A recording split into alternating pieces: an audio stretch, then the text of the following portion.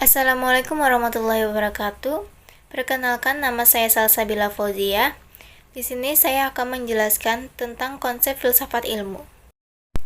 Baik, di sini ada konsep filsafat ilmu. Yang pertama, pokok materi manusia. Yang kedua, ilmu dan filsafat ilmu. Yang ketiga, apa itu berpikir filsafat. Yang keempat, konsep filsafat ilmu. Dan yang kelima, fungsi filsafat ilmu. Yang pertama, pokok materi manusia. Manusia memiliki rasa keingintahuan yang sangat tinggi terhadap segala sesuatu. Sehingga, secara ilmiah, manusia berpikir untuk mencari kebenaran. Di mana, dari pemikiran itu terciptalah pengetahuan. Pengetahuan tidak hanya tercipta dari pemikiran manusia saja. Pengetahuan juga ada yang berasal dari pengalaman hidup manusia.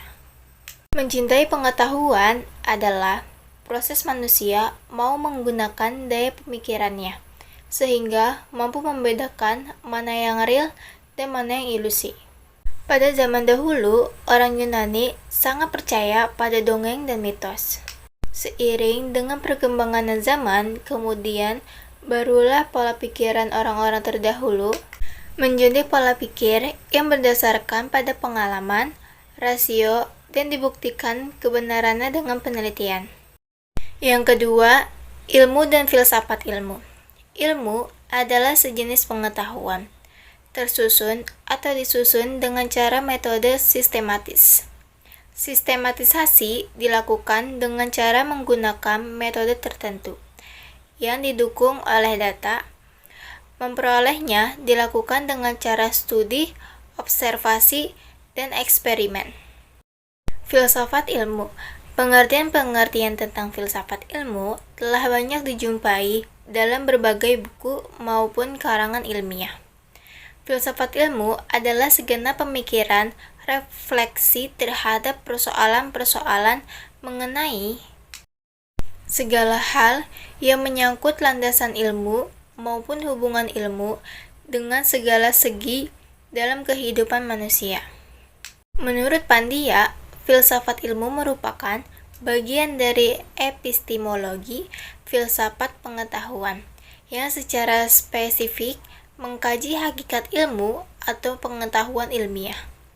Ilmu merupakan cabang pengetahuan mempunyai ciri-ciri tertentu.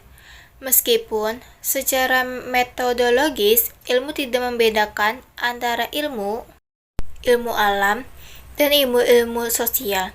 Namun, karena permasalahan-permasalahan teknis yang bersifat khas, maka filsafat ilmu ini sering dibagi menjadi filsafat ilmu-ilmu alam dengan ilmu-ilmu sosial.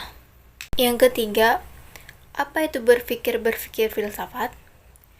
Berpikir filsafat menjadi ciri orang yang beradab menggunakan akal budi untuk memecahkan problem. Berpikir filsafat selalu penuh dengan rasa ingin tahu yang didukung oleh sejumlah data yang jelas dan valid.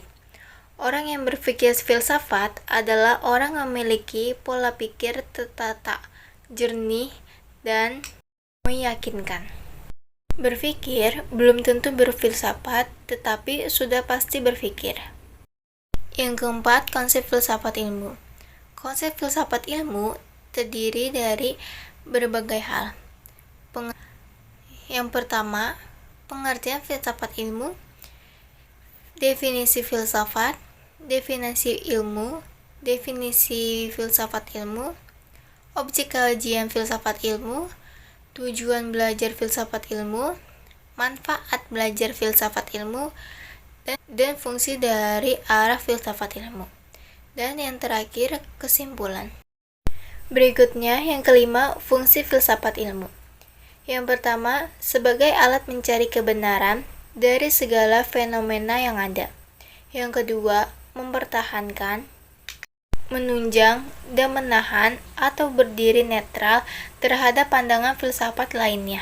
Yang ketiga, memberikan pengertian tentang cara hidup, pandangan hidup, dan pandangan dunia. Yang keempat, memberi ajaran tentang moral dan etika yang berguna dalam kehidupan. Yang kelima, menjadi sumber inspirasi dan pedoman untuk kehidupan dalam berbagai aspek kehidupan itu sendiri, seperti ekonomi, politik, hukum, dan sebagainya. Disarikan dari Agraha Suhandi pada tahun 1989.